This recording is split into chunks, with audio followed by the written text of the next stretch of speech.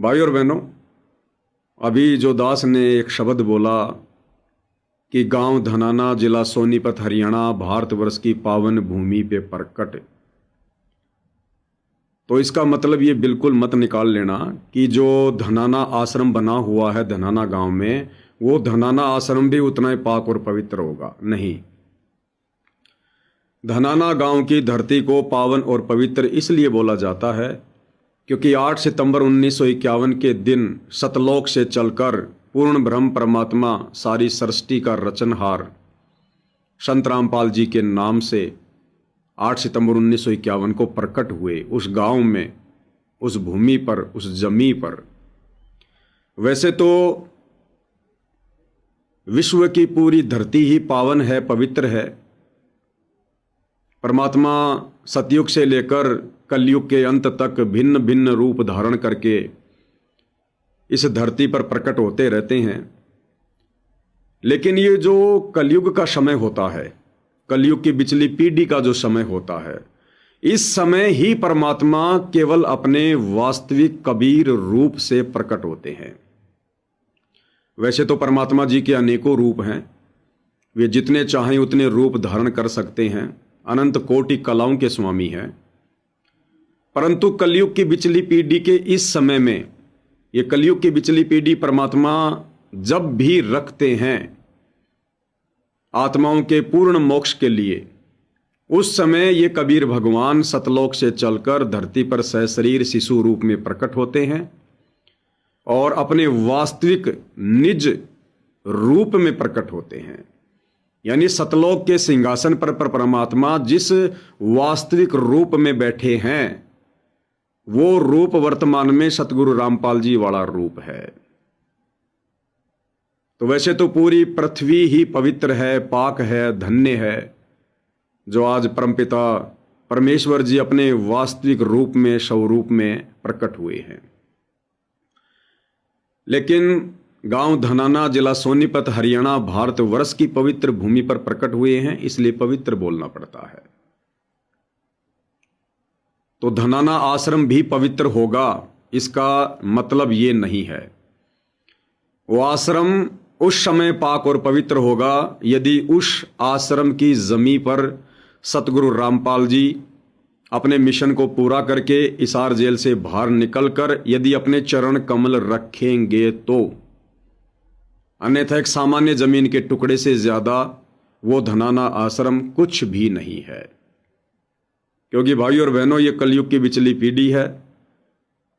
जहां मर्यादा है, जहां सतभक्ति है, वहां परमात्मा का आशीर्वाद है। हम भाई बहनों के लिए, जो सत्सेवक भाई बहन अपने गुरु को परमात्मा मानते हैं, मर्यादा में रहकर संघर्ष करते हुए भक्ति कर रहे हैं, टारगेट केवल मोक्ष बना लिया है और घर घर में दरबार लगा लिया है। हम आत्माओं के लिए सबसे बड़ा सतलोक आश्रम वर्तमान में हमारे घर हैं, जहां हम अपने गुरुदेव को शब्द रूप में विराजमान करके मर्यादाओं में रहकर भक्ति कर रहे हैं। और आने वाले समय में, क्योंकि कबीर परमात्मा सतगुरु रामपाल जी, जिनका 1000 वर्ष तक आगे कलयुग में निर्बाध रूप से पंथ चलेगा, मार्ग चलेगा, ये परमात्मा जगह जगह आश्रम खुलवाकर पाखंड को बढ़ावा देकर नहीं जाएंगे। ये परमात्मा जगह जगह आश्रम खोलने के पक्ष में नहीं है।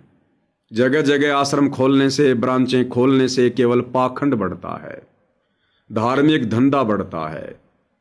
पूज्य गुरुदेव सतगुरु रामपाल जी अपने सतलोक जाने से पहले भगत के घर को ही सतलोक आश्रम बनवा कर जाएंगे, घर घर को आश्रम बनवा कर जाएंगे। सभी के पास उनका अमर तत्व ज्ञान होगा, सभी को इस सृष्टि रचना के विषय में ज्ञान होगा, सभी ने उपदेश ले रखा होगा, सभी को मर्यादाओं का ज्ञान होगा और ये भी पता होगा कि यदि हम मर्यादाओं में रहकर भक्ति अपने घर पर भी करेंगे तो हमारा मोक्ष होगा। तो आश्रमों की जरूरत पड़ेगी नहीं। आने वाले समय में 2028 युग परिवर्तन के बाद इस पृथ्वी पर जितने भी प्राणी बचेंगे, मानव शरीरधारी स्त्री या पुरुष, वो सभी धार्मिक होंगे, भक्ति करने वाले होंगे। कोई किसी को कष्ट नहीं देगा, पीड़ा नहीं देगा, कोई बाधा पैदा नहीं करेगा, भक्ति में रोड़ा नहीं बनेगा। अगर कोई भक्ति नहीं करेगा तो वो चुपचाप रहेगा। हर गांव में भगत होंगे, हर शहर में भगत होंगे, हर नगर में भगत होंगे, हर गली में भगत होंगे। तो भक्तों ने साध संगति करने के लिए, आपस में गुरु ज्ञान की चर्चा करने के लिए फिर स्पेशल किसी आश्रम में जाने की जरूरत ही नहीं पड़ेगी।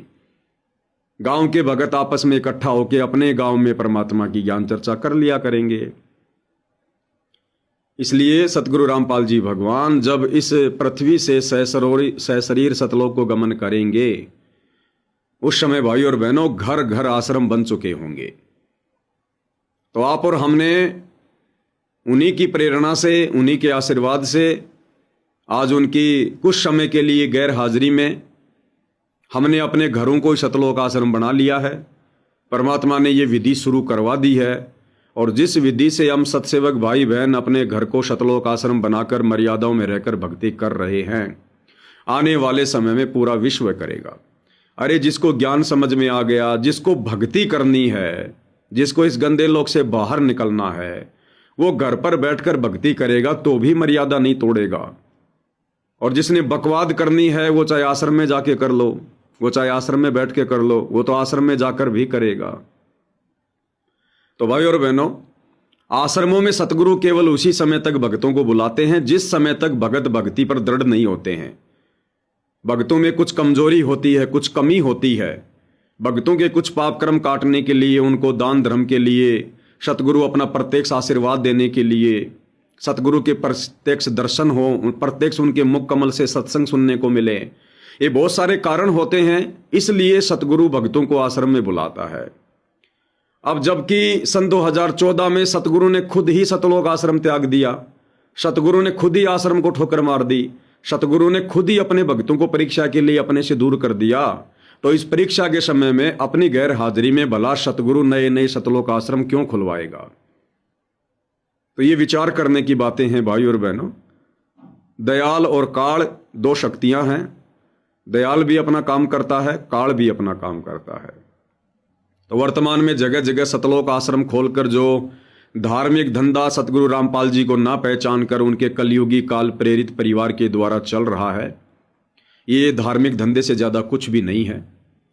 वर्तमान में यदि आपने ज्ञान को आधार नहीं बनाया, केवल सत्संगों वाली आश्रम वाली भक्ति को आधार बनाया, तो निश्चित तौर पे आपकी मर्यादा टूटेगी, आपसे परमात्मा नाराज होंगे, आपकी भक्ति सफल नहीं हो पाएगी। तो ये परीक्षा का समय है और गुरुदेव अपनी गैर हाजिरी में हमें कुछ समय के लिए अपने से दूर करके यही देखना चाहते हैं कि मैंने इतने समय तक जो इनको ज्ञान दिया, उस ज्ञान को आधार बनाकर ये कितना चल पाते हैं। क्या ये अपने घर पर बैठकर अपने गुरु को परमात्मा मानकर अपने घर को आश्रम बनाकर विश्वास के साथ क्या ये भक्ति करने के योग्य हुए हैं या नहीं हुए हैं, या मेरे सतलोक जाने के बाद इसी प्रकार से आश्रमों में धक्के खाते रहेंगे? इनकी ये आदत सुधरेगी या नहीं सुधरेगी? ये मेरे संकेतों को समझेंगे या नहीं समझेंगे? तो बहुत सारी रीजन है भाई और बहनों। आप और हमने वर्तमान में सिर्फ और सिर्फ गुरुदेव की गैर हाजिरी में गुरु के ज्ञान को ही अपना गुरु बनाकर, उस ज्ञान को ही आधार बनाकर भक्ति करनी है, परमात्मा को प्रसन्न करना है। दूसरा कोई तरीका अपनाओगे, आप जी परमात्मा से दूर हो जाओगे।